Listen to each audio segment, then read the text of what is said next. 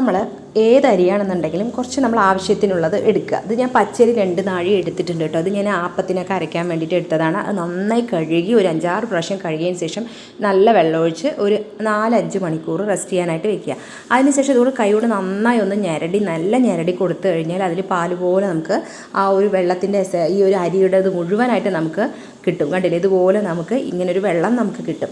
ഈ വെള്ളം നമ്മളൊരു സ്പ്രേ ബോട്ടിലാക്കിയിട്ട് നമ്മൾ മുഖത്തും ഒക്കെ നമ്മൾ അപ്ലൈ ചെയ്യുകയാണെന്നുണ്ടെങ്കിൽ നമ്മുടെ ഫേസ് നല്ല ഗ്ലോ ആവാനും ഫേഷ്യൽ ചെയ്ത പോലെ തന്നെ നമുക്ക് ഗ്ലോ ആവാനൊക്കെ ഹെൽപ്പാക്കും. അതുപോലെ തന്നെ ഇത് നമ്മൾ തലയിൽ കുളിക്കുന്നതിൻ്റെ 1 മണിക്കൂർ മുമ്പ് നമ്മൾ തലയിൽ അപ്ലൈ ചെയ്തതിന് ശേഷം നമ്മൾ 1 മണിക്കൂറിന് ശേഷം നമ്മൾ നോർമലായിട്ടുള്ള വെള്ളം യൂസ് ചെയ്ത് കഴുകുകയാണെന്നുണ്ടെങ്കിൽ മുടി നല്ലോണം തിക്കോടുകൂടി വളരാനും ഒക്കെ വളരെ നല്ലതാണ് കേട്ടോ.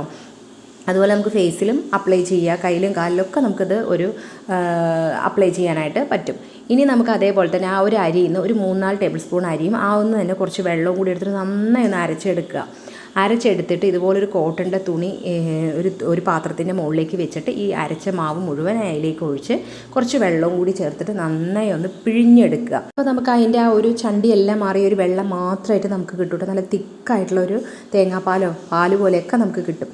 ഇതിലേക്ക് നമ്മൾ 1 സ്പൂൺ അളവിൽ ഗ്ലിസറിനും അതുപോലെ 1 സ്പൂൺ അളവിൽ റോസ് വാട്ടറും കൂടെ ഇട്ടിട്ട് നന്നായി ഒന്ന് മിക്സ് ചെയ്തതിന് ശേഷം നമ്മളൊരു സ്പ്രേ ബോട്ടിലാക്കിയിട്ട് നമ്മൾ ഫേസിലും കയ്യിലും കാലിലൊക്കെ അപ്ലൈ ചെയ്യണമെന്ന് നല്ലൊരു സ്കിൻ സെറമാണ് കേട്ടോ. നമ്മൾ കിടക്കാൻ പോകുന്ന സമയത്ത് ഇത് അപ്ലൈ ചെയ്യണമെന്നുണ്ടെങ്കിൽ വളരെ നല്ലതാണ്. പിന്നെ ഒരു കുപ്പിയിലാക്കിയിട്ട് ഫ്രിഡ്ജിൽ വെക്കുകയാണെങ്കിൽ നമുക്ക് ഒരാഴ്ച വരെയൊക്കെ നമുക്കിത് സൂക്ഷിക്കാനായിട്ട് സാധിക്കും.